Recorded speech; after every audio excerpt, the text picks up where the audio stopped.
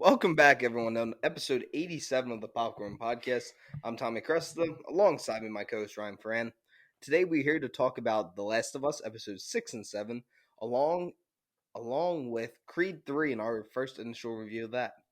But before we get into both of those, I want to do a quick rundown of the news we got today, because a lot of stuff happened today in the film industry. So, the first reviews of The Mandalorian have come out, and so far Rotten Tomatoes is sitting at 100% with 16 reviews. We got our first poster for Haunted Mansion with Owen Wilson, Jared Leto, Lakeith Stanfield, and Rosario Dawson. We then got not a trailer, we got a poster for Inside, the new Willem Dafoe movie, which super excited for that movie because it's laid just him the entire movie, which I think is gonna be crazy. Movie looks pretty good too. It does look creepy as fuck. Yeah. It's not a horror movie; it just looks frightening. Yeah. But yeah, that was a quick rundown of the news we got this week. Well, kind of today. And I know things are gonna sound weird because the next episode is going to also be episode 87 technically, because I didn't know we were going to do this one before the other one. So the next episode you guys will be getting is on March 8th, and that's going to be the Popcorn Oscars episode. But today, you will be getting this episode on Friday,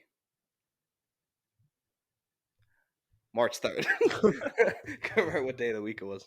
But yeah, so Ryan and me both rewatched episode 6. I rewatched episode 7. Yeah. I watched 6 and 7. Yeah, I watched 6 right before you picked me up, so. Yeah. Dude, so what are your initial thoughts before we really dive into episode 6? What are your first thoughts on it? On just 6? Yeah, just 6. Because I was going to say let's do 6 and then do 7. Then we'll do. I thought 6 was a really good episode from the start. I mean, it starts off. What does it start off with? It starts off with them in the 3 months after the last episode. Yeah. I thought that was really good. That it was a good time jump because it gives you some time. It shows you Sam and what's his name? Henry. Yeah, this is a rough start. Do you want me? Do you need more time to pull up the episode? No, I got it. It starts off with them, and it gives you some time to see what's going on. I like the time skip. I thought it was done really well. And then we get right into the scene. It's Joel and Ellie talking, and then they go to bed, and you see Joel fall asleep, and you kind of see him. You see him while he's sleeping. He's mumbling in his sleep, and he wakes up pretty suddenly. Obviously, having nightmares, which leads into some stuff later in this episode. But you see Ellie kind of growing in her own even more. She wakes up early, and she keeps watch, which Joel isn't very happy about. But it shows that Ellie is getting a little more, what's it called? More mature and understanding her role. Yeah. Almost responsible. You skipped the whole scene. I did skip the scene with the old people. The old people. Yeah, that was a great scene, I wrote too. some notes on. All right, you talk about that then. Yeah, so episode opens and we shows an older man coming back from a hunt. He has 2 rabbits with him. And he walks in and we see Joel is there waiting for him with a gun next to his wife. And I really enjoyed this scene. Mm-hmm. I thought the old couple was great comic relief for a show that doesn't have much humor throughout it. It has small bits and pieces every once in a while with some Bella Ramsey lines. Yeah. But all in all, I think that it was nice to have a scene that was just pretty much all happy and funny until they talk about the River of Death, which turns the whole comedic scene onto its head. Yeah. But I do have to say, on rewatching these episodes, I did not skip the intro. It might be one of my favorite TV show intros. Oh, I love it. I adore it. It's so simple, just showing the fungus growing, but the music too, just the real soft guitar playing. It's really good. It puts you in the mood for the show. Yeah, it's very peaceful. And going off what you were saying when Joel has his panic attack, as they talk about later in this episode, You can see how nervous Ellie is. Because she's not only nervous for Joel, because she wants him to be okay, but at the same time, she says she cannot do this without him. Yeah. If Joel doesn't make it, she's fucked. Yeah. She's going to fucking die. She's a 15-year-old girl at this point. Yeah. I was thinking, if Joel had croaked right there, you think the old people, do you think they would have taken care of her? If she walked back in and be like, hey, guys, listen. There's a dead guy out front. I swear I didn't mean to steal your rabbit. I'll give you your rabbit back, I promise. Just please. No, I don't know what she would have done. I think Ellie would have tried to make it to Tommy. But I think she wouldn't know where she was going. I feel like she would have gotten herself killed somehow. Probably. Well, I mean, she says, towards the end of the episode, she doesn't know where she's going. So I don't even know if she would have made it to Tommy. No, I don't think she would have made there. I think she would have tried to make it there. Yeah. Because I mean, she had the map, but reading a map is not easy. So I know how to read a map. big army boy. Mm-hmm. But yeah, I think this show continues to make me love these simple sequences, like when Ellie and Joel are sitting around the fire talking about where they want to go Mhm. and where they want to go if they can find if Ellie is really the cure to all of this. Yeah, I like how Joel's like, I want to farm with sheep because they're quiet. because they're quiet. And then you already talked about Ellie wakes up, which I really liked. Well, Ellie of course wakes up, but Joel wakes up and he gets mad at Ellie for not waking him up. And I wanted to say, I wrote this down in my notes. Again, to all of you people that are bashing Bella Ramsey, go fuck yourselves. I could give a shit, and if you bash Bella Ramsey, I don't want you listening to our show. Because fuck you. Nice. But I genuinely think this is one of my favorite episodes. Like, Yeah, and I it's didn't up think that when I liked 7 more than this the first time I watched 6, Mhm. and when I watched 7. But this show has such great their back and forth, Joel and Ellie. They I have think great chemistry. it fit. Thank you. That was the word. Yeah. Their chemistry is so great. Like when she tries to figure out how to whistle, Oh yeah, and the whole time he's like, yeah. "Shut Both the times I watched that scene too, I tried to whistle. I still don't know how to do it. You can't. I can't whistle with my Oh, you fingers. can't whistle your. I was gonna Yeah. say you can't. I can whistle normally, but I can't do it with my fingers like they do. I can. Never I understood can how to do barely that. do like a normal whistle. Really? I can do an inhaling whistle, but I can barely do one pushing The out. inhalings are always they are higher pitched. Yeah. They always are. Yeah. I don't know how. I'm not a physics major. You're But, like you know. Joel trying to figure when he talks about the energy, the well, not the well, the fucking dam. I would have loved to see them like crossing the river, and Ellie's just trying to whistle to get his attention, just blowing air. But no, this show has done a great job with all the tension because you know that dog is not going to notice that Ellie's infected. You know that. Yeah, I didn't Like see. in your brain, you know. Like in the moment, you're like, "Holy shit, what's going to happen?" Yeah, You know, in the back of your it's mind, not going to end here. it's not going to end here. But they were able to. Even my second time watching, I'm like, Jesus Christ! Like, please God, don't let this happen.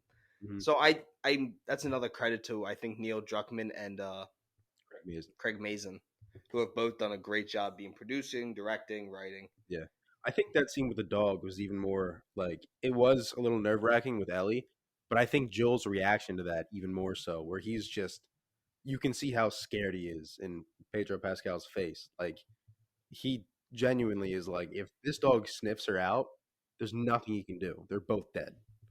No, That's it. continue. No, I'm Oh. No, I agree because I think I wrote that I think the nonverbal communication in this episode is the highlight of it. Yeah. Like, because throughout the episode, when Ellie says, like, oh, we've been struggling recently, he kind of gives her, like, a side eye. Or when they talk about how they're communist, Joel gives Tommy, like, a look like, what the fuck? And just throughout the episode, there's a lot of communication without a single line being said. Yeah. And that, again, goes back to fucking Craig Mazin. Mm-hmm. But yeah, I know I'm kind of blowing through the episode right now, but Yeah, a lot of topics to talk about. there are. But after that scene, they take him with them back to the commune, and I loved how fast he got to find Tommy. Like, I'm glad they didn't spend like 5 minutes with Joel like running around the town finding him. I'm glad they just walk in and he's like he just sees him working on something. But their reunion was really good. It was it was nice. It was like Yeah. a nice little sweet moment. Yeah, I like how Joel runs to him and Tommy just kind of strolls over. Yeah. 'Cause Tommy's like, "I'm not running, I'm fine," but Joel's like, "Dude, it's been months. I've been looking for you," and he just runs. Yeah. No, it's been years for him. Has it? Yeah. Well, I mean, months of like the trip. He's been on the trip's been months and Yeah. months. Well, I But- guess no. The beginning, what was it? Like 3 weeks, wasn't it? That Tommy didn't radio.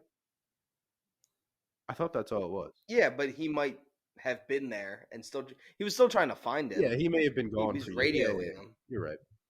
But I do have a flaw with this episode. Mhm. It's not a huge thing, but I was not a fan of how much of an asshole Joel was to Tommy. Like, he was so happy to see him. And then he tells him he's having a child, which I felt like Joel should have been, like, happy about. Like, I know he's Yeah. gone through his own shit and lost his daughter, Sarah. But I feel like that should have been, like, a moment for Joel. We've seen him grow over these episodes, Mm-hmm. becoming more compassionate. Like I feel like it should have been a little more happy. Yeah, I can Just see where not you're coming anything crazy. He doesn't be like, oh my god, that's so amazing. Like, but when he says like, I think I'm gonna be a good dad, he should. I feel like it would have been better if he was just like, you will. Like that's it. Yeah, I But can see he where was you're kind coming of from just a with dick about it. that. He is kind of a dick. But I can also see where he's coming from with being a dick, and he's like, "Oh yeah, like I feel like it's almost less like it's not Joel being like you're not going to be a good dad. I feel like it's more almost selfishness from Joel being like, oh, good for you, you get to have a kid in this wonderful town now, and I've been roughing it for however knows how long, and now Tommy has just been living the good life pretty much. I feel like it's almost more like selfishness from Joel Yeah, and like for a little bit. jealousy, self. Yeah, that's a better word, jealousy. No, and then so where are we at this point? They have that conversation. Oh, Ellie gets the clothes from Marie. Yeah. That's about where we're at, and she gets the menstrual tool. Mm-hmm. We're guys. I don't really know how that. Oh, Tool, I don't know I how had to that look tool that up. works. I don't know. I didn't look it up because I don't need to know. I looked it up. I was like, what the hell is that? It's the Does it second make time I any saw it. sense? Yeah. How's it work? Well, now I want to know. I'm not gonna explain it. Yeah, explain it. I want. Just give I me don't like want to. a You short. look it up. I don't. But Look you up a video. no. But I really enjoyed the scene between Ellie and Marie when she's cutting her hair, Mm-hmm. and she pretty much slips that Sarah was Joel's daughter, Yeah. and you can see it on Ellie's face right away that she's like, she's kind of shocked that Joel wouldn't tell her that, but at the same time, like what are you doing over These there? kids are all older than us. What kids? They're kids. Maria's Oh yeah, they're and born 1989. Sarah was born in '89. Kevin was born in 2000, so he was Oh, he was 3. 3 years old. Yeah. That I didn't look at his age. I was just making. I just I wanted to just know. paused it on there. That's horrible. Oh man. Damn, poor Marie. Mhm. But Is it Maria? I'm kind of just throwing that name out there. I'm pretty sure it's Maria. it's Maria. I think. I only Give me a wrote sec. her name down once, and I didn't feel like rewinding the episode to figure out how it Give was. me a sec. I just said Marie. You might be right. You probably are right. I think so. Well, while you're looking for that, my favorite scene in Yeah, the Maria. entire All right, cool. is it Marie? Maria. It is Maria. Okay, Ellie and Maria's scene when she's cutting her hair, and they talk about Maria talks about what she had done. She was an assistant district attorney, and she tells Ellie that she should be weary of who she trusts in this. Yeah. Because we know Joel wasn't the best human being in the world, Mhm. but everything he did was to survive. Yeah. Which I think if any of us get put in this situation, like what he's been through and what the world's been through, I think we're all kind of gonna. I don't think anyone's gonna be like a saint. So Yeah. I'm not gonna. I don't judge him off that, and I don't think Ellie does either because she's been roughing it with him these last couple months. Yeah. So she understands what it's gonna be like, Mhm. and I think Maria doesn't. She's been in this place for 7 years now. Yeah. I mean, there's definitely more backstory because it's been 20 years since 2003 when it all happened. So she still had, 13 years of doing whatever she was doing. So I'm sure she has, maybe she just went straight to a QZ and didn't have to do a bunch of bad stuff like Joel and Tommy did. I don't know. There isn't really that backstory yet. But yeah, I know what you're saying. Like, you got to do what you got to do to survive, especially in this world where people are just fending for themselves, really. So you can't judge them off that. Yeah, no. And then it gets to my favorite scene of the episode, which is when Tommy goes and finds Joel at the store, and Joel's trying to fix his boots, which they show you earlier in the episodes when he's duct taping them. Yeah. And then Pedro Pascal gives this amazing monologue about his experience with Ellie and what happened to Tess and all this stuff because he had lied to Tommy earlier and said Tess was fine. Yeah. And he pretty much tells him, "I can't protect her anymore. I'm too old. I'm too fucking deaf." Yep. Which is what he says, and you feel for him because he wants to help her because he's grown this connection to Ellie, but he can't. He doesn't think he has that capability anymore, which is a bit of a foreshadowing, which happens at the end of the episode. Yeah, I agree. And I love the acting in the scene, especially from Pedro Pascal, because the whole time he's saying, when he's kind of like letting everything out and telling Tommy how weak he's been lately, he's looking at the floor the whole time. Like he's ashamed to say this to Tommy. But then when he finally tears up and he starts asking Tommy for help protecting Ellie, he looks him dead in the eye and he's like, "You need to help me with this. Like, he's not ashamed anymore. He's just like, this is what needs to happen. You need to take this girl. And So then the acting in this scene, from both of them, but especially Pedro Pascal, was fantastic. yeah, and then he even brings up Tommy's child. He's like, "You want to bring your child into a better world?" He's like, "She's the answer to the better world." Yeah. Which is kind of a fuck thing to do. You knew as soon as he knew what he was doing. He knew if he brought up the child, he would get what he wanted. Yeah, pretty much.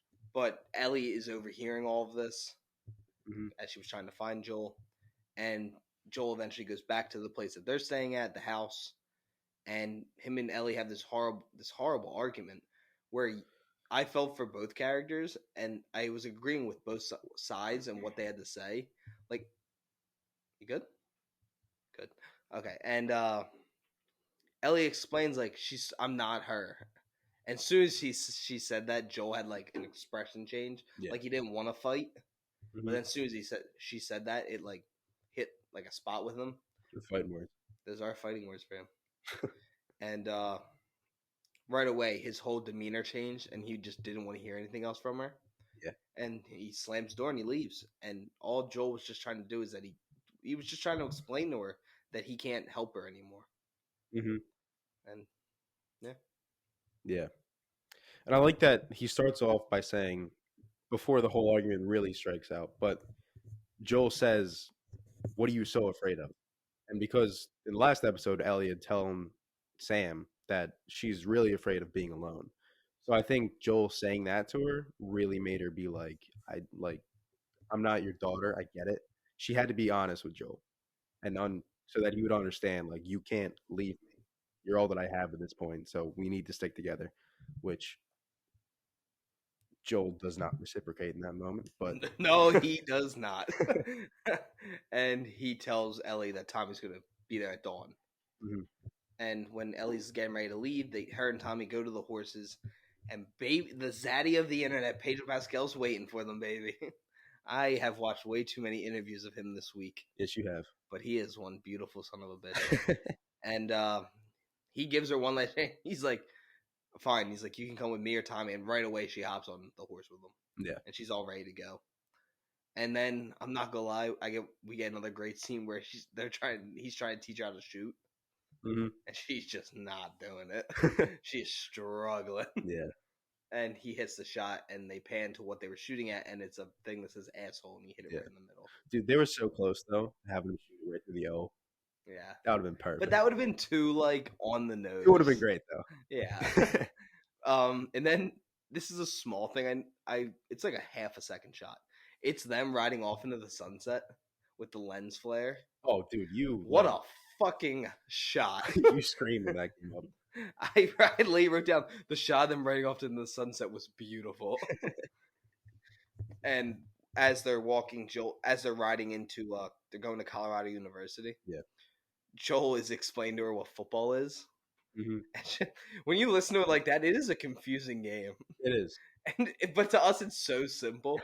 But I like how she was like, so you're just moving one direction. Joe goes, yeah, but violent. So that's why it's fun. And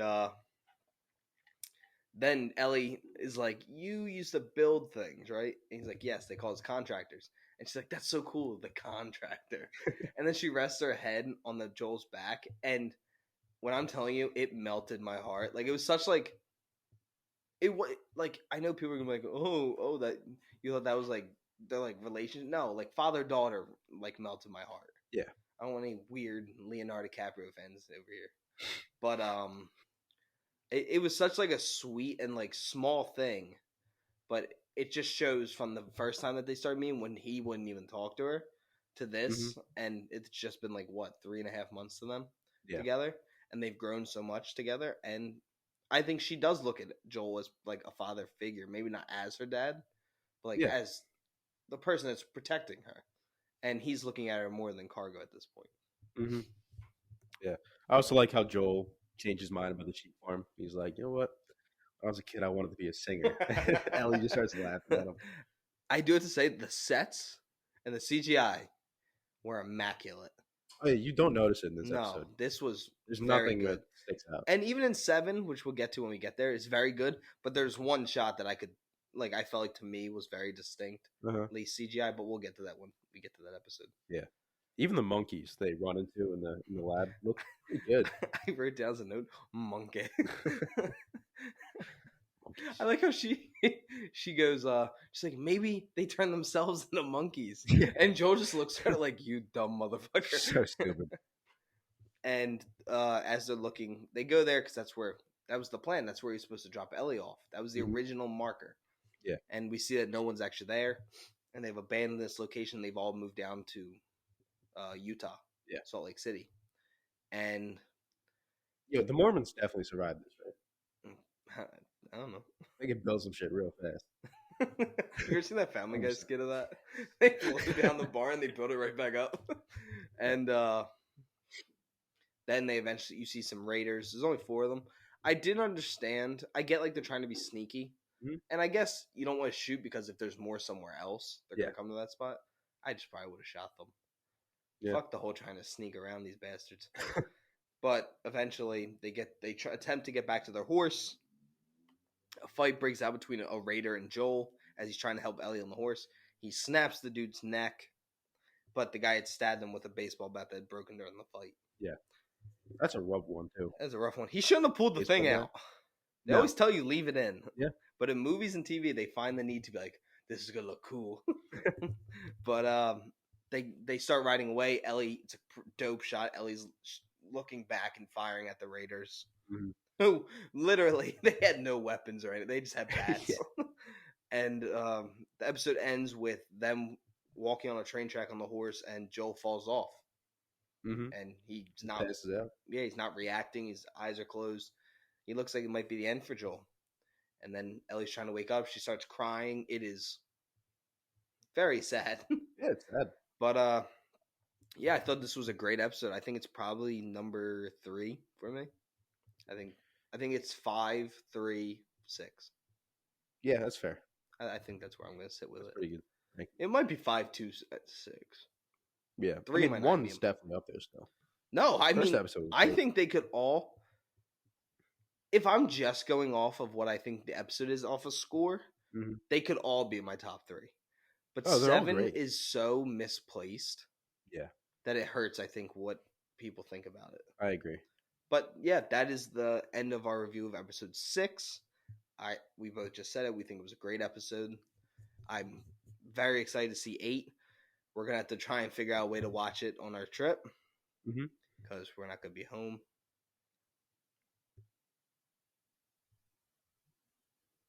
Correct? Yeah. Are you good? I'm good. You look like you're going into some deep thought about that. Just think about how we're gonna watch it. I mean, I have to bring my laptop down anyway for other stuff, just to make sure. Just plug it into because the TV. Plugging our new sponsor, we don't have yet an ad read with them yet, but we have finalized. I did all the paperwork today, and that is for BetterHelp. Yes. Use our code, the popcorn. No, it's just, what is my code? Our code. It's fucking. I think it's just POPCORNPOD. I think that's what it is. So if you want BetterHelp, go to BetterHelp and use our promo code POPCORNPOD. You practiced this? No, I did not, because I wasn't gonna bring it up, but I was like, "There's a gap in the action. I can throw it in there." Yeah. I wish I had it at this point, but go to BetterHelp. It's a very nice site. Mental health is no joke, unless it's Ryan talking about it. Whoa. But we love you guys over at BetterHelp. We're very excited to do a 4-episode stint with you guys. But you ready to hop into episode 7? Yeah. I don't remember what the title of this episode's called. Left Behind? Yep. Yeah, because 6 was Nin. Kin. Whoops. The fuck does Nin mean? I don't even know. Oh, Jesus. God. But my first thoughts on 7, I think that it can be put in that conversation of like, in the last couple of years, I thought it was one of the better episodes of television. But in the series, it's so out of place with what was going on the last couple, and I felt like it kind of threw the pace off. Yeah.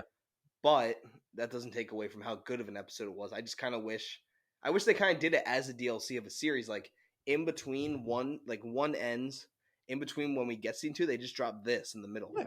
Just a nice little episode. Look, here's like a little bonus thing for you guys in between how long we have to wait for each season. Yeah, it'll be good. I think I agree with you. It was just very, very weirdly placed. You can say like, Yeah, but episode 3 was kind of the same thing. It was just a different story that was separate from Joel and Ellie. But I feel like episode 3 is different because there was a lull in the action. They had just gotten away. They were just kind of moving from one place to another. There wasn't anything really going on at that point, so you had time to sit back and just do a really good episode without adding action in it and just have a completely different story. This one taking place right after Joel gets stabbed and there's a huge thing they have to figure out. You can't just completely stop that and do something completely different. It completely cut the pace for me. Yeah, and I I did like. I thought the beginning of the episode was great when it's a scene with Joel and Ellie. Ellie's trying to keep him warm because he's wet in the shock. Yeah. And Joel grabs her and pretty much keeps telling him, trying to shove her away, and he's like, go find Tommy. Like, go back north and find Tommy." Yeah, that's what he tells her. That'll work. Yeah, that's gonna work. Run back right past the Raiders who were chasing you. But I thought it was a really good scene, and then it fades to black. And a bonus point because it then opens back up to All or Nothing by Pearl Jam, the greatest band of all time. And I love them. You do love Pearl Jam. But we're back. I didn't see how long. It didn't say a time period, did it? Did it say how many years back it was? No, but it's probably like maybe like a year, month or so before Marlene found her. Oh yeah, because she's only. Because I'd have to imagine Marlene found her by going in and being like, "Why hasn't Riley come out in a couple of days?" Well, that's probably it. I don't know. Riley was supposed to go to Atlanta. That is true. So maybe it was the next day. She's like, "Why didn't you report?" or some shit. Maybe I don't know. Whatever. I can't imagine it was anything longer than a week. No, yeah, probably. I don't know. That's a little loophole in the plot. Yeah, I could be wrong. I don't know. But we see Ellie and she's running. She's in one of the QZ schools, and this girl Bethany takes her Walkman away, and it cuts off the Pearl Jam, and Bethany gets punched in the face, and that bitch got what she deserved. No regrets there. You can't cut off Pearl Jam. No, I can't cut off Pearl Jam.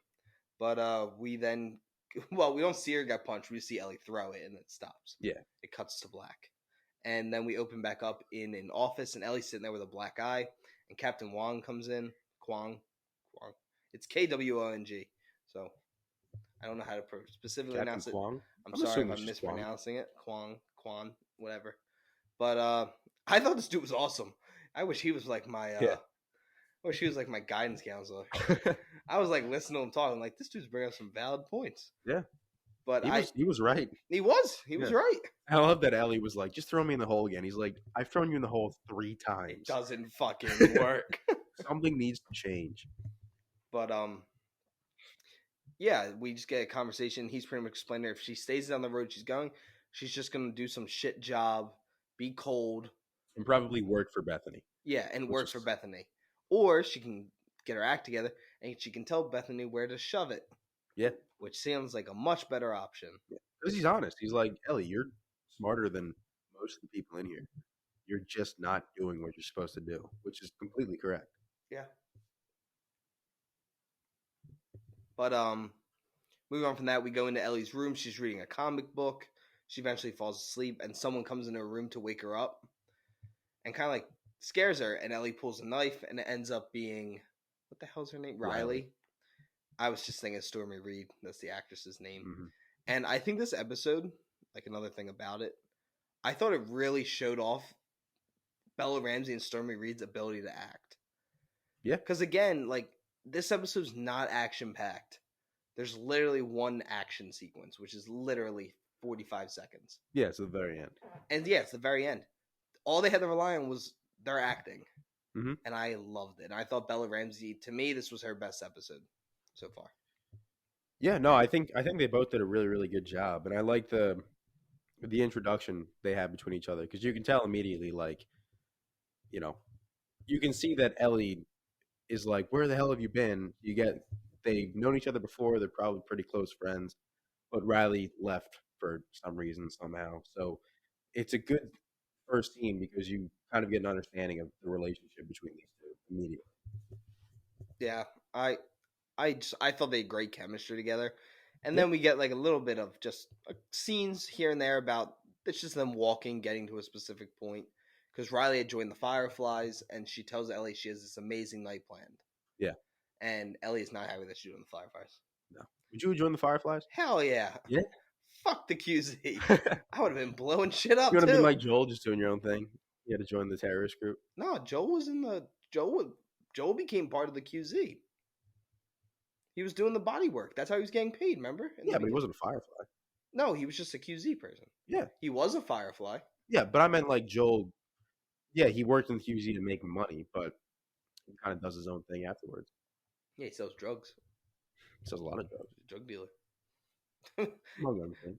He's like a cockroach. Drug dealers are cockroaches. No matter what happens, they'll always be there. Sure. They're like the best friend you can have. I'm kidding. I'm kidding. But again, as I said when we were just talking about last episode, the sets are incredible. Yeah. Watching them talk about how they just redid the mall is. Oh yeah. And they made sure it looked just like how it did in 2003. Mm-hmm. Which that sounds pretty easy.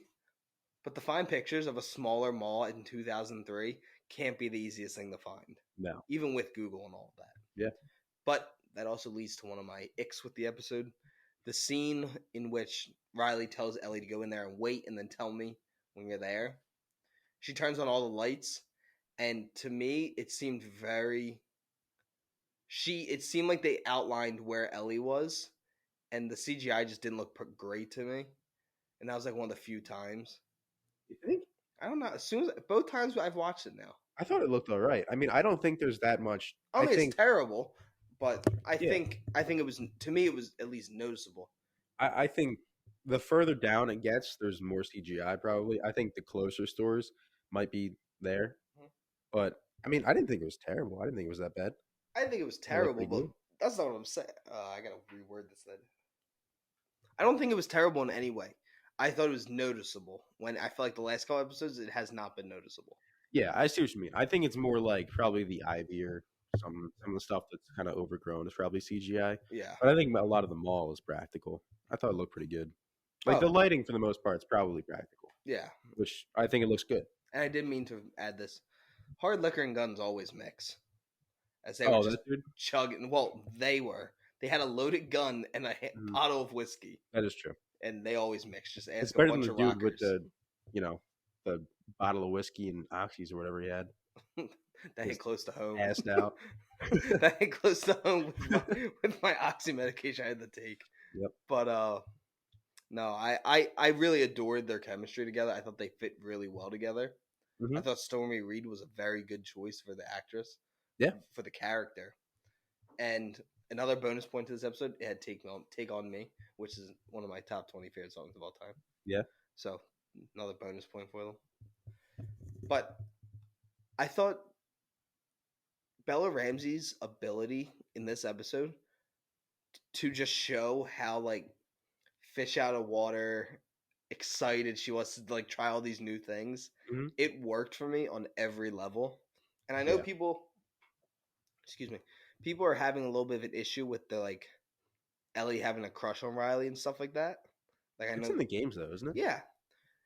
And I thought the young love stuff was done perfect. Like the way she would look at her and stuff. I thought it worked perfect. No, I thought it was done really well because she was just giving glances the whole time and Riley was not reciprocating. And you can see her, like, she obviously likes Riley, but Riley isn't doing anything back. So you can see her get, like, sad throughout the episode. Yeah, because then she gets ready to leave. Yeah, which is totally, like, that's how it is. It's exactly how it feels. You're looking at somebody, you're like, fuck, they don't like me. What am I doing? I'm an idiot. Ryan, you need to go to BetterHelp. Yeah, probably. Yeah. You're like, therapy. Great thing, but she would help. Yeah, she would help. I'm just lazy. Well, that's why. It's all virtual. Yeah. It'd really be great. Very, what's the word? Be careful with the next word you say. No, we're not trying to lose a sponsorship that hasn't even officially started yet. That's the word I'm trying to look for. It's very, like, not timely. Starts with a C. You got it. I can't think of it. Help me out. Nope. Yeah, you got it. Nope. No, you know how many times you've done this to me on this show? I've done it way too many times, but you can help me. No. Come on. What is it, Ryan? Convenient. Yes, that's the one. It's not convenient to you, but to everyone else, it is convenient. It would be convenient. I'm just lazy. Because you get a 3-month subscription to BetterHelp. Yes, You do. I do. I do. Not the peasants that listen to this. But going back into The Last of Us, we continue to not be able to stay on track on this show. I fucking hate picture booths. Oh, they're the worst. They're the worst. I hate them. They showed it so well in this episode too. You don't know what you're posing. You gotta literally take like a 10-minute plan. Like you have to write down your plan and then tell your friends the plan and then do it on time. I refuse to do them. But I do have to say, I have some amazing memories as a child going to my hometown mall, and going in there with my parents. Because if you ever go into my kitchen, this is more to you, not any of you who will never go into my kitchen, hopefully. But there's a lot of them. Yeah, you've been in my kitchen. On the door to go downstairs, if you look, there's like a bunch of them from when I was little. So I have a sweet spot for them, but at the same time, they fucking are terrible. They suck. Fuck those things. But back into the episode. After that, Riley tells Ellie that she has like a surprise for her, and Ellie starts guessing what it is. She's like, "Is it a dinosaur?" and all this stuff. And it's the joke book that we saw in episode 5. How happy were you when that came back? So excited. I fucking love the joke book. I like the screenshot one. I thought that was kind of funny. There was a screenshot. Oh, and they didn't understand what it meant. That was good. I like the cannibal one. That one made me laugh. Oh, which one was that? What did the annoyed cannibal do? What? He threw up his hands. That was a good That's a good one. That's like a funny one. I enjoyed that one. But Ellie eventually finds pipe bombs, which not kind of ruins the mood a little bit. Yeah, it kind of ruins the mood. Ellie begins to leave. She goes through the door. I gotta stop drinking sparkly drinks.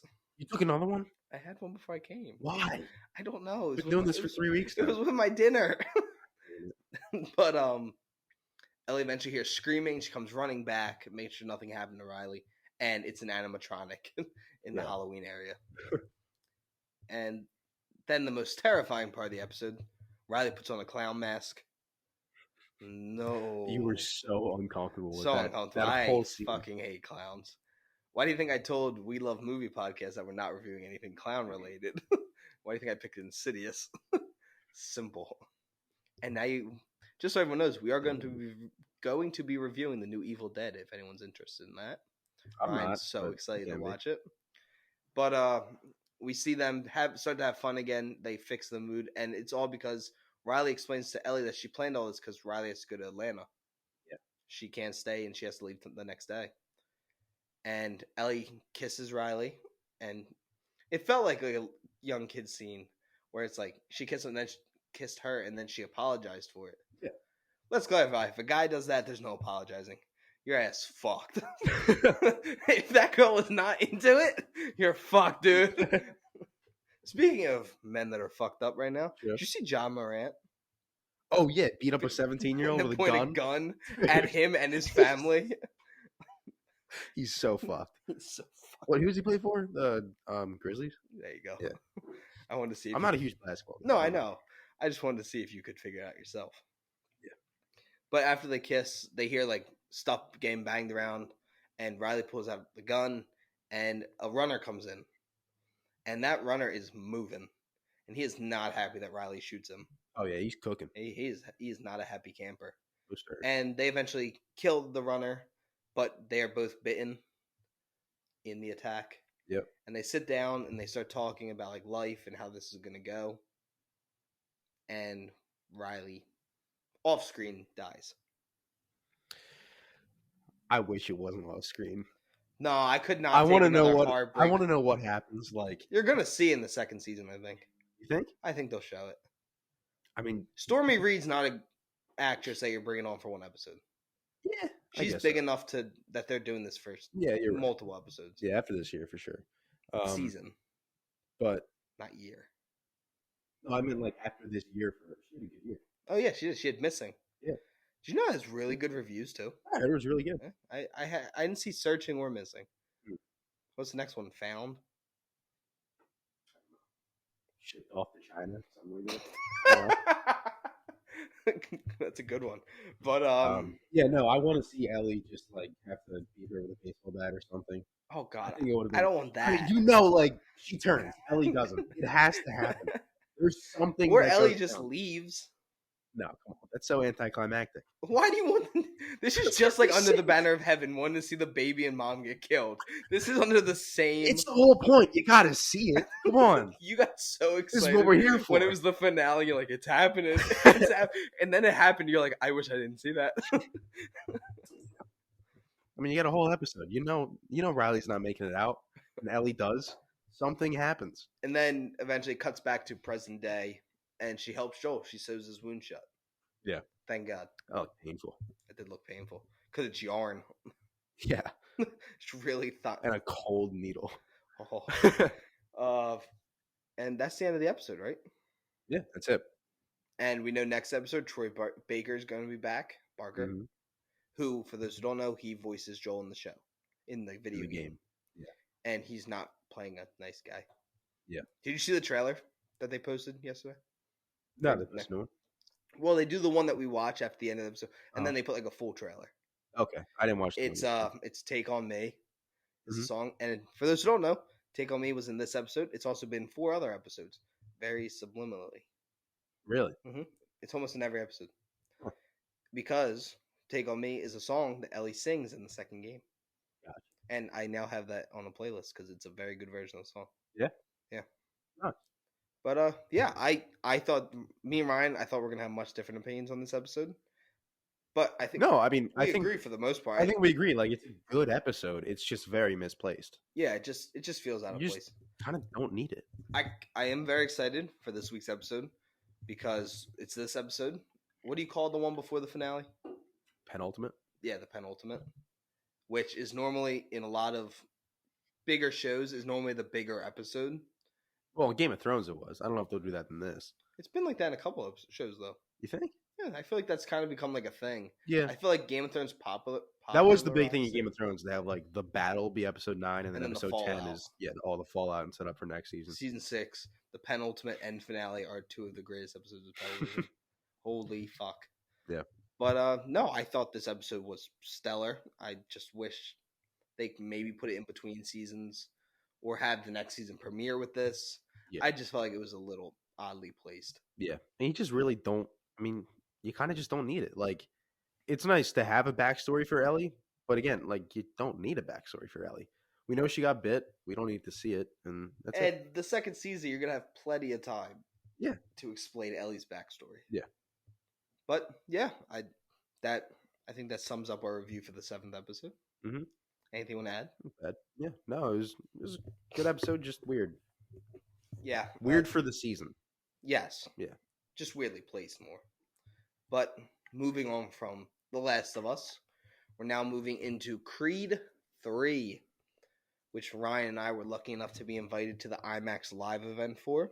Yeah. For those who don't know, IMAX Live is when you pretty much experience the red carpet from a theater in your own home state, if you can't be in LA. And we actually got a message that other people's theaters, it didn't work. Really? It was very upsetting to hear. Sorry to everyone who experienced that. I mean, it was like that for a half hour for us. Yeah, it was the whole red carpet event. We couldn't get sound. Yeah. And even the movie started, but then thank God the theater was nice enough to rewind it. And then we got the sound back on. But initial thoughts, Ryan? I thought it was really good. I think out of the trilogy now, I think it is my least favorite one, but that's still not a bad thing because the first 2 are very, very good. I think just straight off the bat, the elephant in the room, Stallone not being in the movie, definitely he is missed in the movie. You do miss seeing Rocky. I think him being in the movie, being the trainer for this would have helped it a little bit. But the story didn't hinder the story at all. I think you just missed that part of Stallone being there and being with, Adonis Creed. Because Michael B. Jordan and Sylvester Stallone had fantastic chemistry in those 2 movies. Like, they felt like uncle and nephew. You know what I mean? Because he calls him Unc the whole time, and it's what they feel like. It feels like they have a really genuine relationship. And it just sucks him not being in the movie. But I don't think it hurt the movie as much as it was just something that was missing and just kind of unfortunately not there. No, I completely agree. And a quick updating on the reviews for this film so far. It is officially certified fresh on Rotten Tomatoes at a 91. Metacritic, it's sitting at 72, and IMDb has it at 7.4 out of 10, while Google has it at 96. I think the Google score will drop since the film hasn't actually come out yet. Yeah. This is just small amounts of people who have gotten to see it. I think Rotten Tomatoes will drop a little bit too. I don't think it's bad, but I don't think it's a 91. No, neither do I. And as soon as we left the theater, I told Ryan it didn't hit my expectations. But me being me, I think I went in with too high of expectations. Yeah. Because in my head, I wanted to see Rocky 1, Rocky 2, which are two of, in my opinion, some of the greatest movies of all time and two of the top 5 greatest sports movies of all time. But, however, I digress. Creed 3 was still a very, very good movie. Yeah. And to me is better than 1, but not as good as 2. See, 1's my favorite. 2's I my think favorite. it just goes it's Drago. But you also see, this is where I think this comes into play. Play though. I think Play-Doh? Shut the fuck up. One of Sean's kids ate Play-Doh yesterday. Really? He was telling me on Warzone. It's really salty. It is. Isn't I remember when I was a kid. Huh. I never swallowed it, but I would, Are you like Charlie? Are you like I was eating glue? I was eating crayons all the time. No, you weren't. I swear to God. What are you, a fucking Marine? Yes. But going back to my statement I was trying to make, I think this is where you not seeing all the Rockies comes into factor in our opinions on this. Yeah, I'm not saying this is going to make the movie better by 1's going to be people's favorite. That's just a thing. I think 1 is just so good. I think 1's great. I think I love 2 so much because I love Rocky 4 so much. Yeah, that's fair. But Ryan is going to watch Rocky 2 and 3 on Friday. I am. And Ryan's going to make a post on Instagram about it. When did I say that? Well, really, I'm going to post and just quote you on it and then just make it sound like it was you. Quote me. Shit sucks. We do not need that kind of flaming. Who's 2? Is it Apollo again? It's Apollo. Apollo again? And then 3 is Mr. T, right? Yep. Okay. Very good. I love for everyone, we are going to do a Rocky episode. I think it's kind of like part of cinema, history. We have to eventually do one. But we are going to talk about Rocky, and I think, as Ryan said, Stallone is clearly missed. And I didn't need him to be his trainer in this movie, but I feel like he could have been used. You need that extra motivation. Not needed, but it's nice when it's there. I'm assuming the embargo lifted. The reviews are out, so that means the embargo is lifted. If it comes out, this is coming out on Friday too, so that's when it drops. So it could come out tomorrow. Do you want to get sued by whoever produced? If the reviews are out, that means the embargo lifted. Yeah, because then people can review it. So I don't even know why I question. I don't know. Yeah, do we want to do spoilers now? I'm fine with doing spoilers. Yeah, we can do, because I feel like there's not a lot. This is going to be a pretty short review because there's not a lot to talk about. It's a Rocky franchise movie. It's pretty textbook to what happens. Yeah. But this one does take swings to change it up from the rest of the franchise, which Michael B. Jordan explained on the Graham Norton show. He talked about how this is the 9th movie in one of the biggest franchises of all time. Mm-hmm. One of the most iconic movie franchises of all time. So he wanted to make it different, which I agreed with. I felt like Creed 1, 2 are phenomenal. This can be put in that category of greatest trilogies for me, which I think it's not going to be a trilogy because they've greenlit 4. Yeah. But at the moment, to me, it is one of the top trilogies ever, which is so hard to do. But he explains that you cannot keep doing the same thing. It has worked, but over 40 years, you need to make different changes. And they did with Creed. It was a whole different feeling to it. Absolutely. And this felt completely different. Yeah. Which worked and didn't work. Yeah. I think one thing that really worked is that the first 2. And I take back what I said. This is not better than 1. As I'm playing 1 through in my head. Yeah, no. 1's a great movie. Good. I still think 2's better. I think I enjoyed 2. 1's the best movie. 2's my favorite. This had my favorite villain. Quote unquote villain. Yeah. Just, adversary. Yeah, it's adversary. I thought I'm sorry. You go. Because I think Jonathan Majors, first of all, is the best actor in this movie. He was phenomenal. And also huge. The dude got in crazy shape for this movie. It is wild. But I think one thing that sets this movie apart from the first 2 is that the first one isn't a Rocky villain, but you get that in the second one where it's okay, it's a Rocky villain who comes back. It's his son, but it's still, he's there because of Rocky. This one sets it apart because it's just Adonis Creed's story.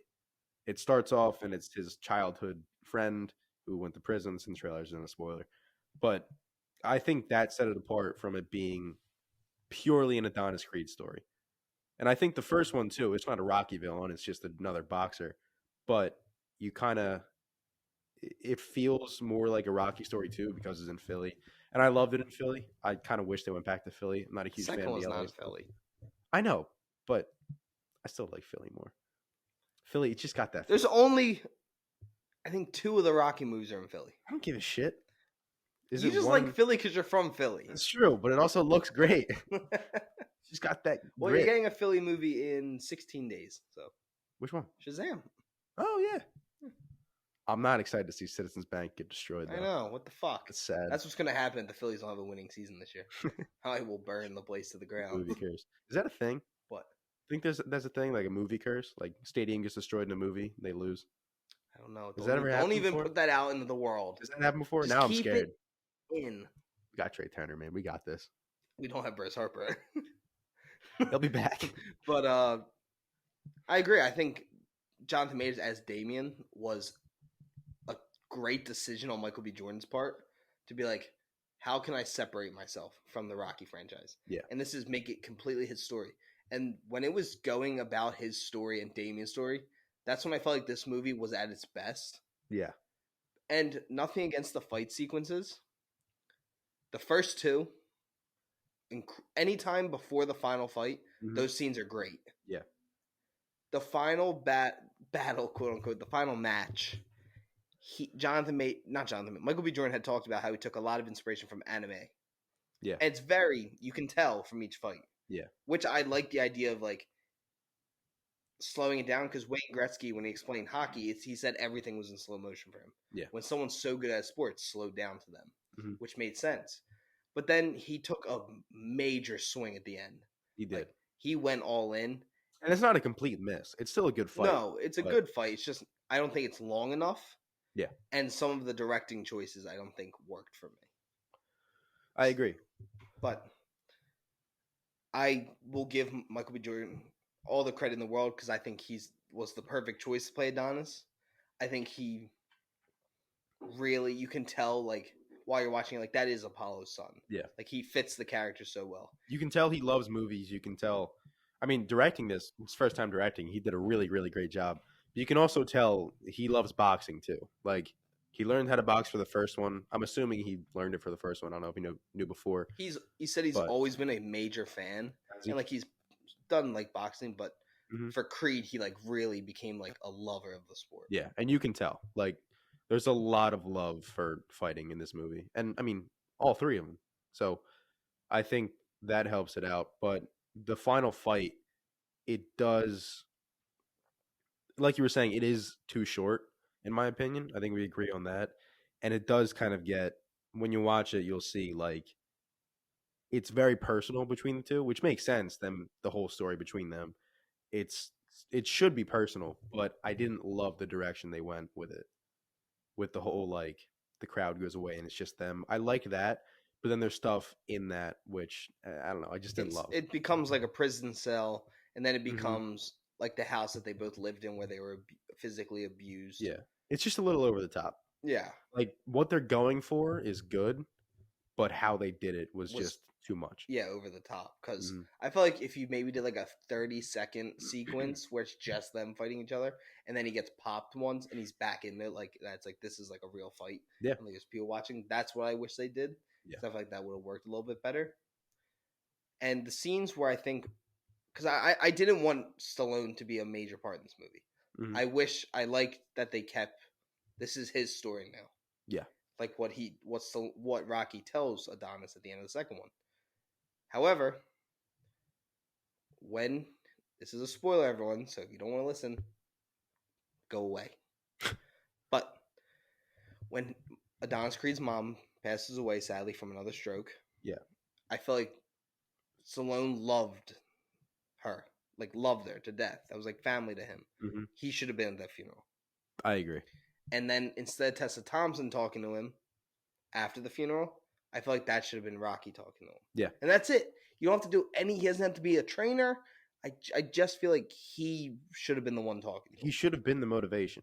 Yes. Which, like, it doesn't have to be him motivating him the entire movie. But Stallone and Rocky, like I said before, it's uncle nephew. It is family. They are family. So I think he needed to be in this movie just to give that little bit more inspiration for him to fight. That's just it. Like, I don't think he needed to be in this movie the entire time. I think he just needed to have a few good lines and really get him to fight and get him to understand, like, I need to do this. This is what needs to happen for family. I was a little disappointed. They had a chance to quote Rocky Balboa.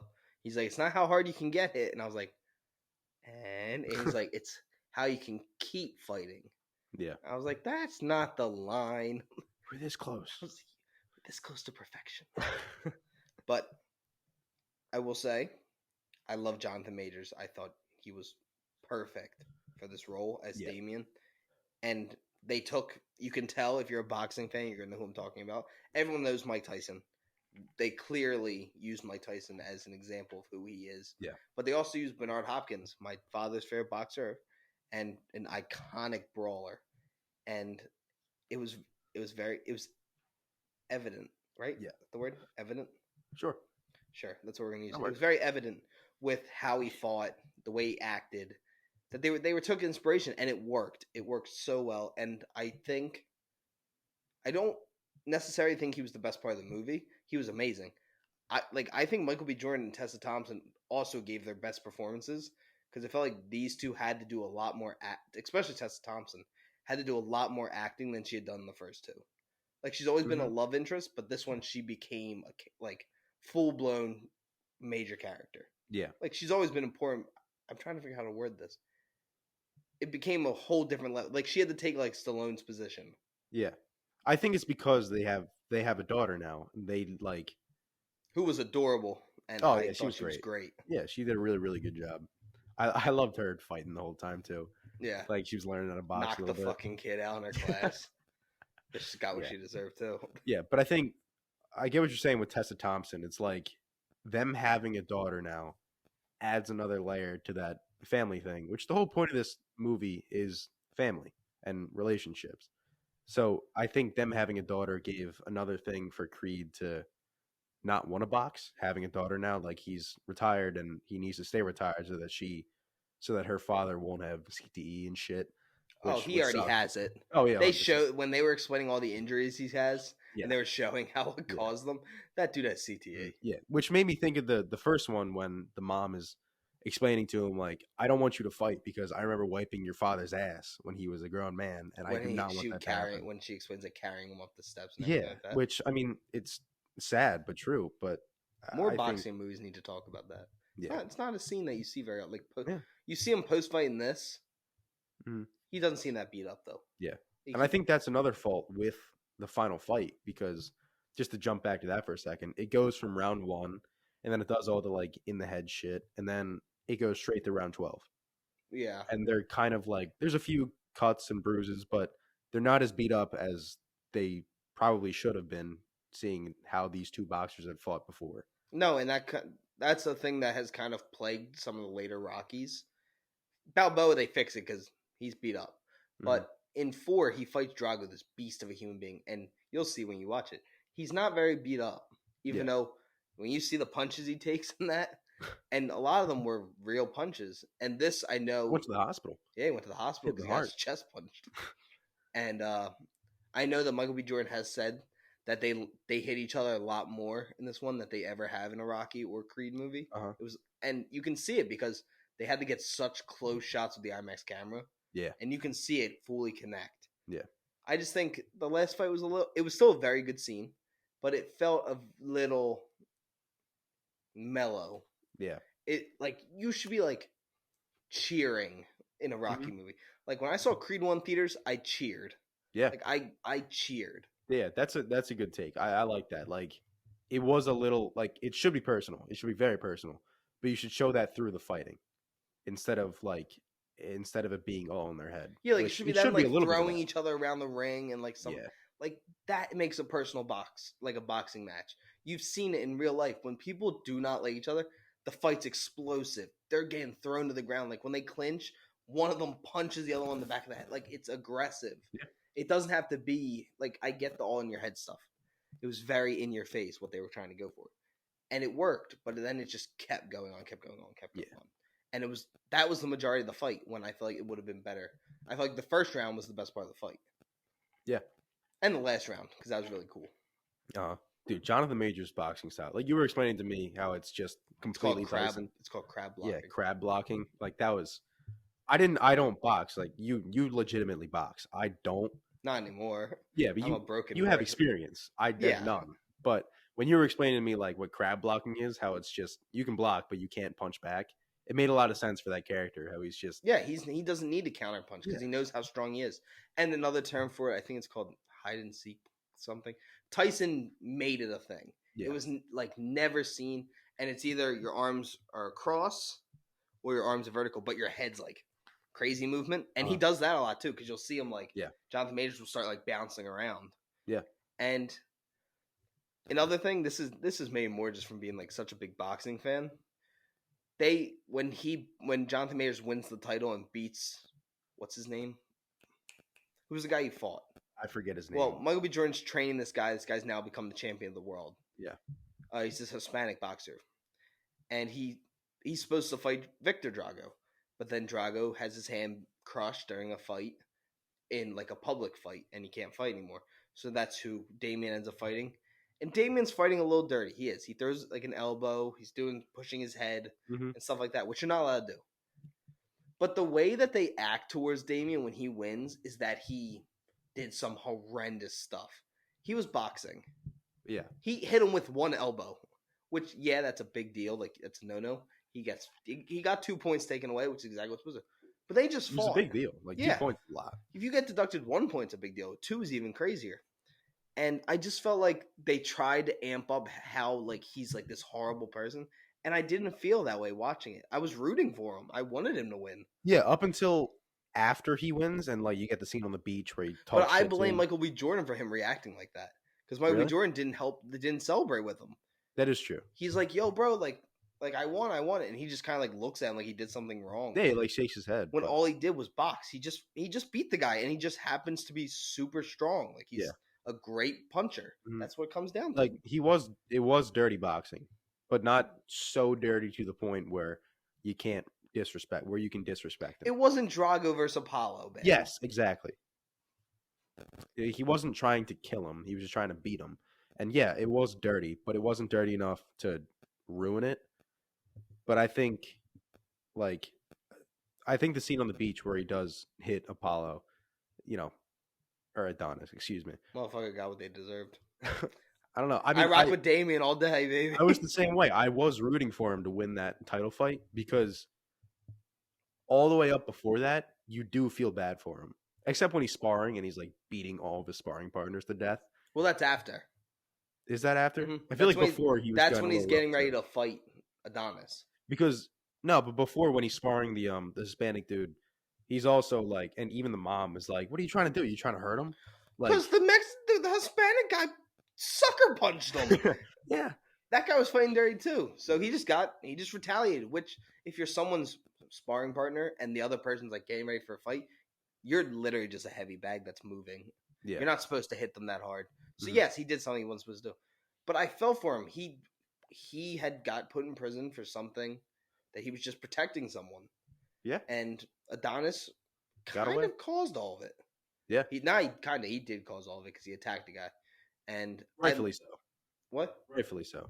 Yeah, the guy abused Adonis and Damian. His name was Leon. Yeah. And very sad, very hard scene to watch. Those punches were loud in IMAX. Yeah. And I was rooting for him. I wanted Damian to win. Yeah. But then I think they could have leaned more into the bad guy thing. Like I thought we thought he was going to kill the guy. Yes, I thought he was going to kill the guy. But I thought even separate from that, I thought the scene in the party, Tessa Thompson's or Bianca's like record party, whatever it was, I thought there when Damian was talking to her alone and Adonis was like off taking pictures. I think he was going to try and like hit on her. I thought he was going to hit on her. It was going to be a little more personal. That's I think you could have leaned more into the bad guy thing, and you get that later, like when he's on Stephen A. Smith and Damien calls in. He calls him out for the fight. I don't know. I think I agree that I was rooting for him up until him and Adonis's fight.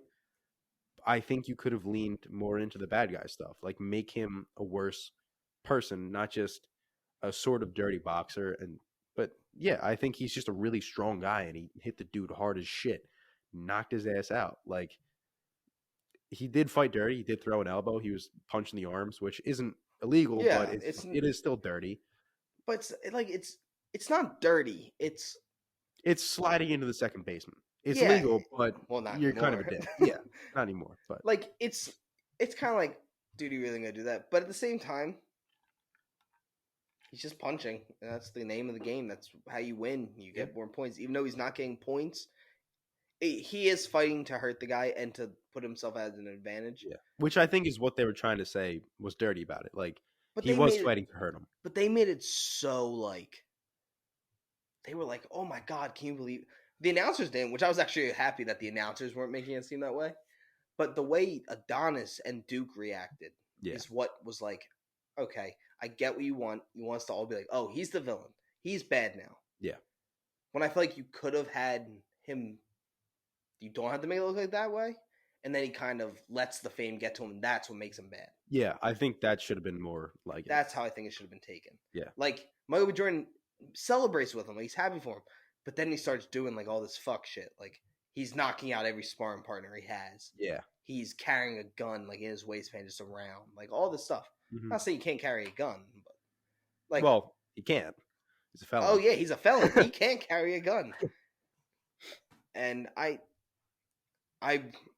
really enjoyed his performance because you could tell that Jonathan Majors Damien was like a struggling man. Like he was trying to find his way back. Yeah. And then he just let the fame get to him. And it has a nice little resolution at the end. Mm-hmm. Like Damien, it's not said, but he understands what he did. Yeah. Yeah. I thought when Damien first comes back, like the scene where they have lunch, it was a really good scene because you feel really bad for Damien. Like you can tell Sorry, when I dropped my phone. He isn't like inherently a bad dude, and he was in prison for so long for something that he did, but he was also protecting Adonis, and Adonis got away, and Adonis ended up really living his life because Damien was the better boxer. Adonis was in his corner the whole time, placing bets for him and shit, which that was funny too when they were kids. And Duke looks over and he's like, "The hell are you doing?" That was a cool fight. That was a great fight. Yeah. What does he say? What's like his thing when he says when he knows he's gonna win? He had like that turn checkmate, something like that. Because then Adonis uses it. Yeah, when he's fighting Ricky in the beginning. That was a good fight too. Fight. I didn't love the whole like zoom in on the eyes thing, slow mo, but I got it. Yeah, like that's why I said I did enjoy it, but that's just because you hear a lot of athletes talk about when they're incredible at a sport. Yeah, it's slow motion to them. Yeah, so it made sense to me. Maybe you don't need to do the close on the eyes. Yeah, that was something that felt like an anime was brought to life. That's what I like the slow motion of him noticing like his sides open, like you have an ability to get to exactly. him. I like that. I didn't love the zoom in on the eyes. That was a little goofy, but then we forgot to mention it comes out that Damien planned to have Drago hit so he could take the fight. Yeah, it was one of his buddies from prison, I guess. Maybe got out of the same. It was cool to see Drago back. I was excited to see him. He did a lot more acting in this one than he did in Creed 2. Yeah, he was really good. He only talks twice in Creed 2. Mm-hmm. And you made that point, too, of like, in the Rocky movies, he fights the guy and then you never hear from him again. In this one, they brought back all of his old enemies. They brought back Drago, and in the beginning, he's fighting Ricky Conlon. I think that's his name. Like, it brings back and you see what happened to the guys from before, which was good because, like, yeah, they were top-tier boxers as well. They're not just going to go away after one loss. Yeah, like, I want to know where Mr. T went. That dude's a great boxer in the Rocky movies. It does feel, you'll see when you watch it on Friday, Damien is very similar style of Mr. T. Is he? They're not like friends or anything, but the way that how he acts, how he fights is very similar. Yeah. And don't go into Rocky 2. Like, you saw Rocky 1. The fights don't look great. Yeah. This 2 is better than 1, but it gets better with each movie. Like Balboa, which this is a hot take, is my favorite Rocky movie of all time. Mm. But 2 is the best to me, which is another hot take. Okay. But they learn, and I think they're learning in Creed too, that there's ways you can make fights different. They don't always have to be like Rocky's getting his ass kicked and then he turns it around. Yeah. Adonis is a great boxer. Adonis is going to fight a great fight. Mm-hmm. Which that is the one thing I didn't like about his fight against Ricky Condon. In the beginning? Like, he was getting his ass kicked. Yeah. I didn't like that. You're not Rocky. You didn't fight like Rocky. Yeah. Don't change it all of a sudden for this. Yeah, I agree. And I think that's also a thing, like, with these movies, too, is that you have the come up, and the first one ends the same way the first Rocky ends, where he loses the fight, but it's a moral victory, and that's all well and good. But then it jumps straight to him being 36-1. And you're like... Yeah, that's a lot. That's...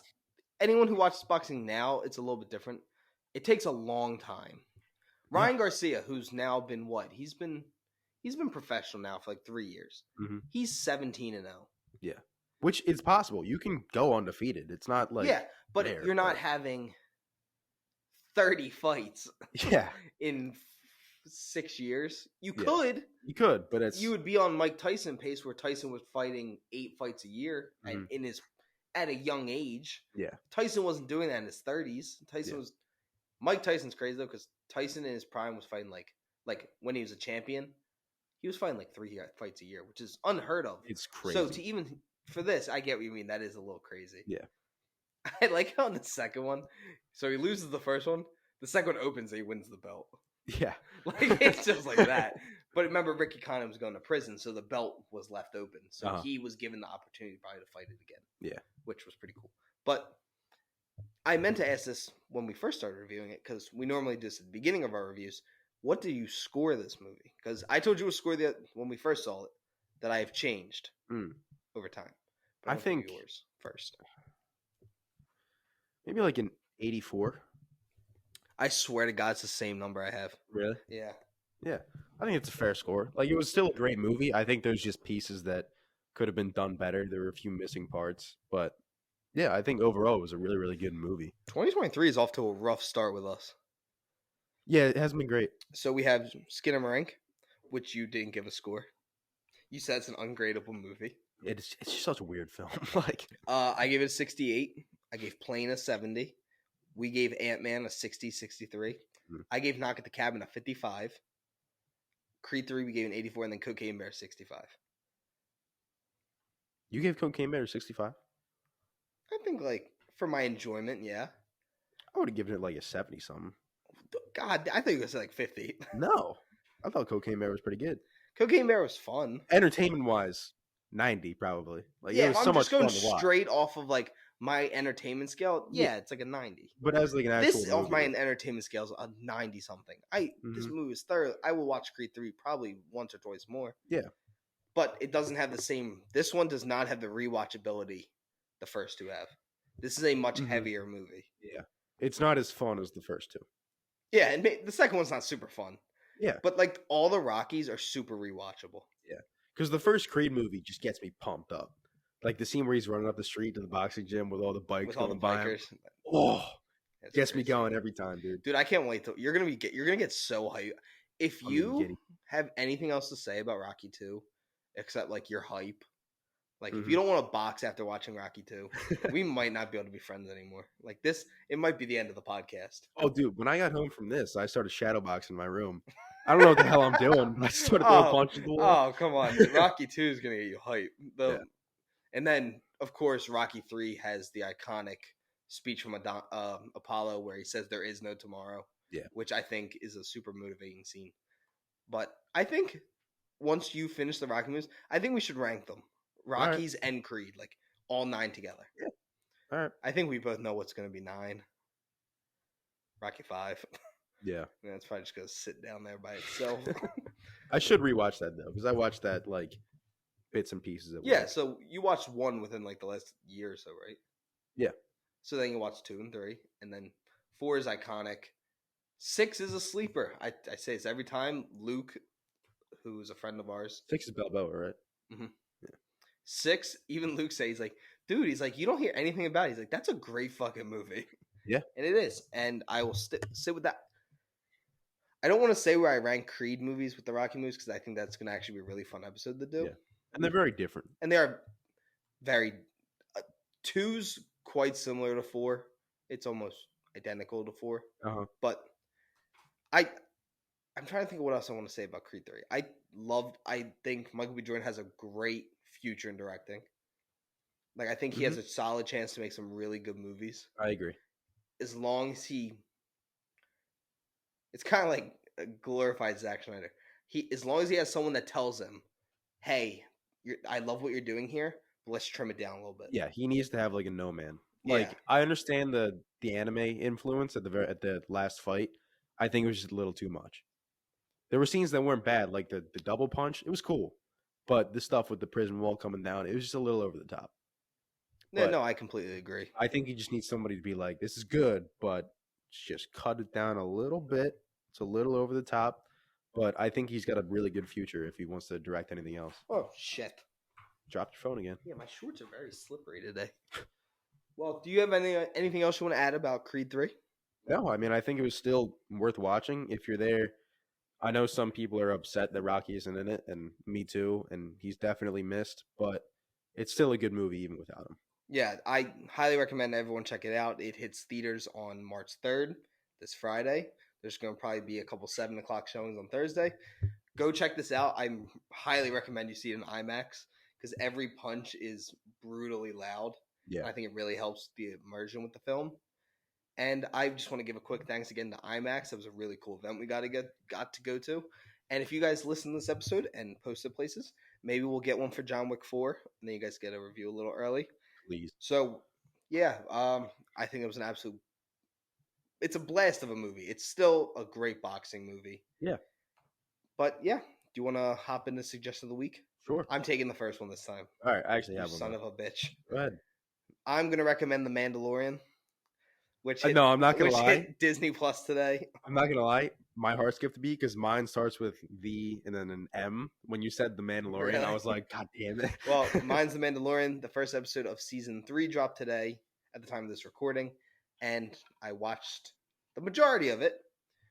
Sorry, I didn't get to finish it. I was coming here to do this episode, but I think it's off to a really good start, and I'm very excited to see where this one goes. Nice. Yeah, I gotta watch it. I gotta watch a recap of the first 2 seasons and then hop back into that because I love that show. But I'm gonna recommend The Man from U.N.C.L.E.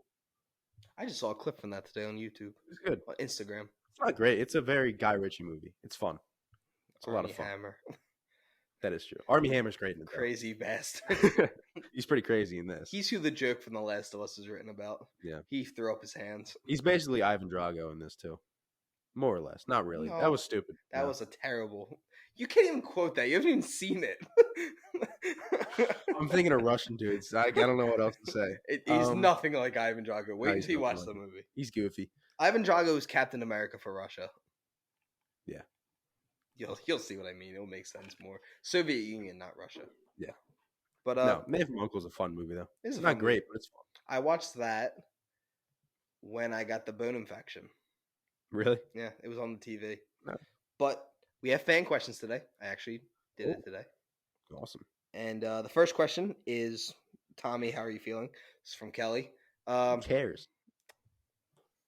Well, Kelly, fuck Ryan, right? But I'm feeling good. I moved into a boot, so I'm actually somewhat walking / hobbling around. And yeah, it feels good to be actually walking again. I don't feel as useless right now because Ryan used to have to actually come into my house and carry my laptop for me. True. But yeah, I'm feeling good. Thank you for asking. And then question number 2. These are a lot more personal questions I picked. What are you guys' plans for your vacation? This is from Liam. I don't want to tell them exactly where we're going because I don't want someone to show up where we're at. Show up. Because the town we're in is not a big place. No. We can say the state. We're going to South Carolina. Yeah. It's where the balloon went down. Huh? The Chinese spy balloon? Yeah. That's where it went down. South Carolina? The town we're going to. No, it's not. I swear to God. Ryan. That was the last place it was in. Do not tell people where we're going to be. Who cares? I care. But you don't know what house we're in. Can you imagine we're like sitting there just at the pool? Yo, if you're gonna come, bring something. Yeah. And then you're good. Bring me You some bring a beer. gift. If you bring me some beer, I'll let you hang out with us and our Bring friends. cake. Did you say cake? Yeah. Just bring a birthday cake. None of our birthdays, but We're yours is getting coming close. up. Yours is coming up This month, both this of us. month. Yeah, and I think our plans are pretty much just hang out, relax for a week, just kind of because all us and our friends. This isn't the only thing Ryan and I do. It's a needed vacation. We've all said it. Yeah. This has been a very stressful semester for all of us. I'm excited to. Yeah, I'm Get excited the just hell to outta here. relax. I'm excited to not worry about posting for the podcast at all. This will Yeah. all be set up and done this weekend. Perfect. But yeah, I think we're just gonna relax, maybe play around the golf. I'm really just gonna be caddying people. Yeah. But I'm pumped for that. I think it's I'm gonna be ready fun. to play some golf. And then this question's from Kurt.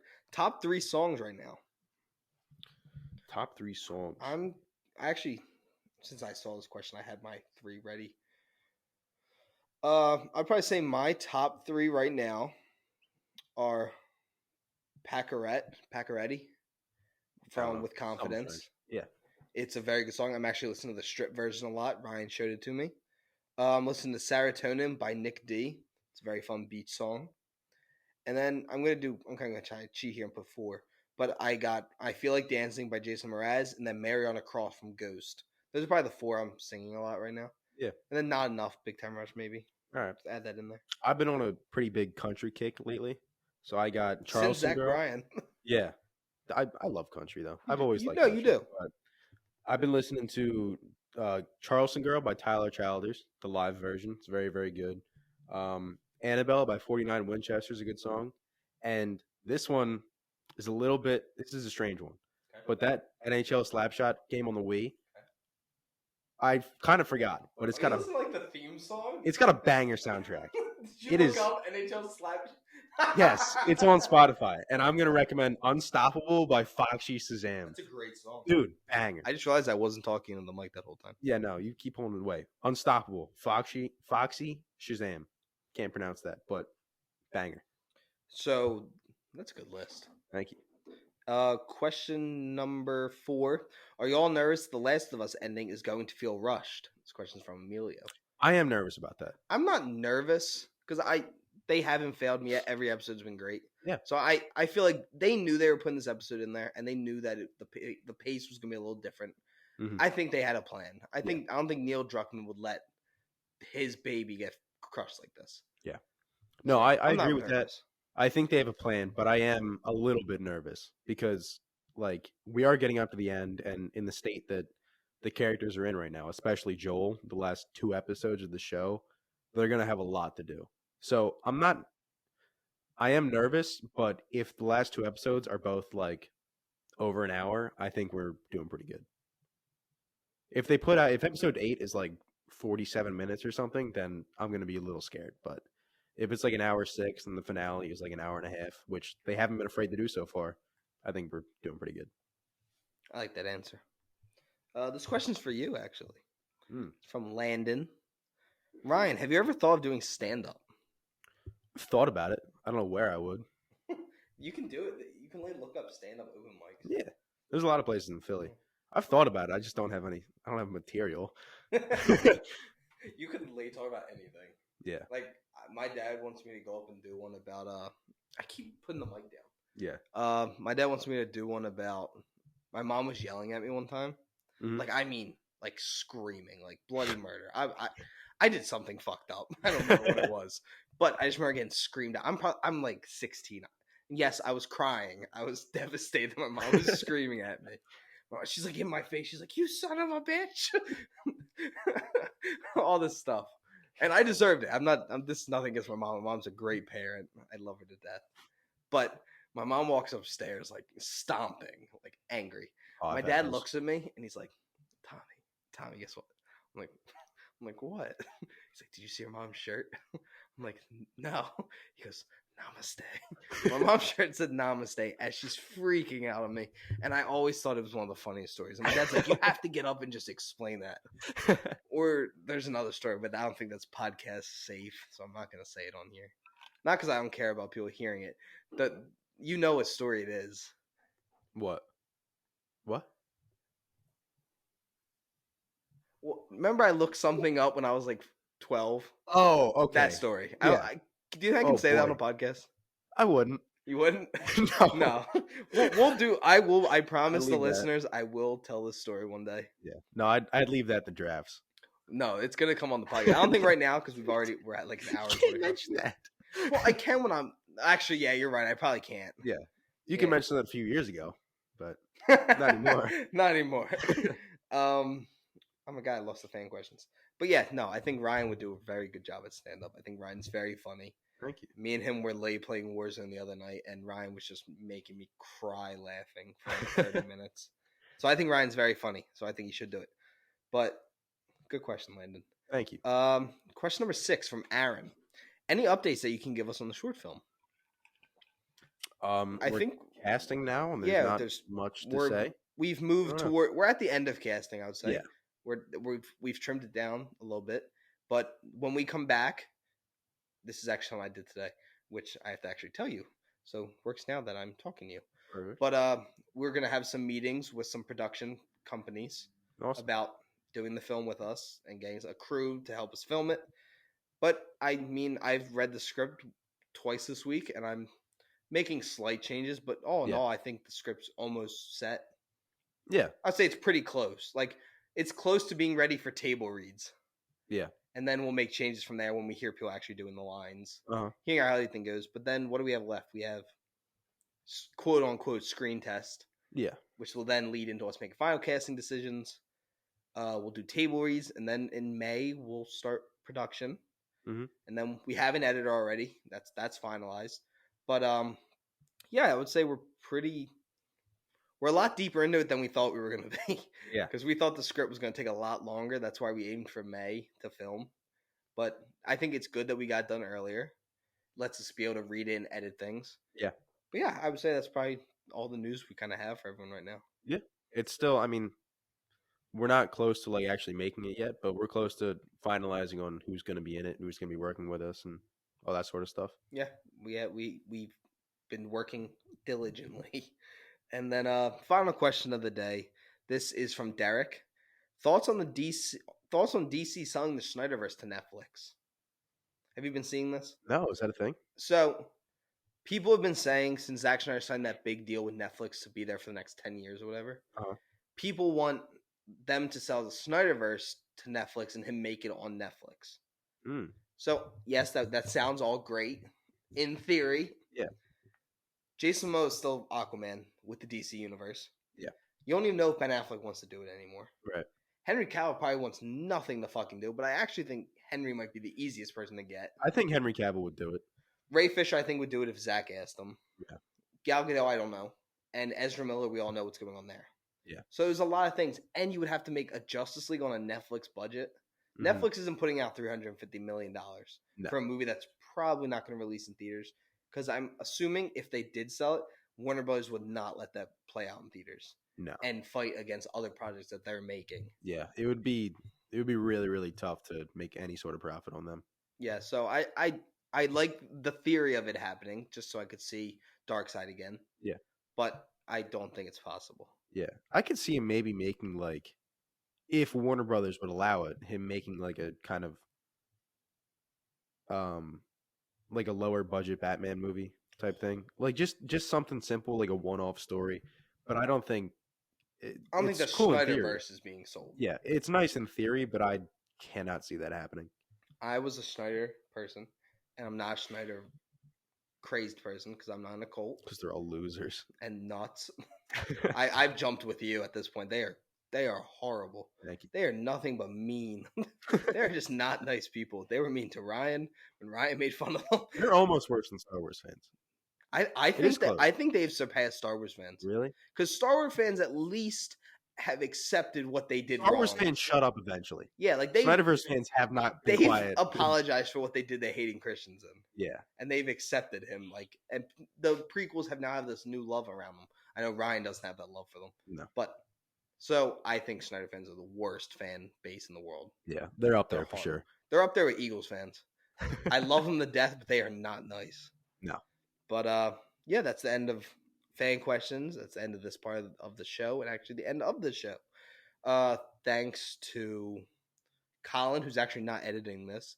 Our friend Nikki's actually going to edit this one for us. But thank you guys for tuning in. Make sure to continue listening to our show anywhere you can find podcasts: Google Podcasts, Apple Podcasts, Amazon Podcasts. I think it's Amazon Music, Spotify, YouTube. This episode will not be on YouTube, sadly. We have some other things we have to do.